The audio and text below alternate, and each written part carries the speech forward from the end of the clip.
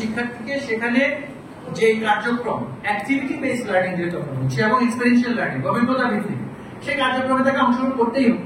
সে যদি আগে থেকে জানে কি কার্যক্রমে তাকে অংশগ্রহণ করতে হবে সেখানে কোনো ক্ষতি নেই, এখানে ফাঁস হওয়ার কোনো বিষয় নেই। এটা পাবলিক পরীক্ষা নয়, এটা শ্রেণীকক্ষ ভিত্তিক পরীক্ষা।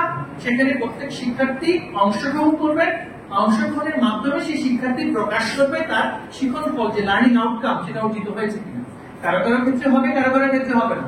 আর সে যদি আগে থেকে জেনে থেকে যদি শিক্ষণ ফল অর্জনের ক্ষেত্রে সে এফোর্টটা দিয়ে থাকে তাহলে তাকে আমাকে প্রশংসিত করতে হবে সে শিক্ষণ ফলটা অর্জন হয়েছে। এখানে প্রমাণ করার বিষয় নেই, মেধা প্রমাণের বিষয় নেই। শিক্ষক দেখবে শিক্ষার্থীর শিক্ষণ ফল অর্জিত হচ্ছে কিনা। সেখানে একে অপরের থেকে যদি জানার যেটা পিয়ার লার্নিং বলছি আমরা এখানে, আমাদের এখানে অনেকগুলো ডাইমেনশন আছে। পিয়ার লার্নিং বলছি, প্রেজেন্টেশন স্কিল তার বৃদ্ধি পাওয়া বলছি, সে শুধুমাত্র যদি জেনে থাকে তাতে হবে না।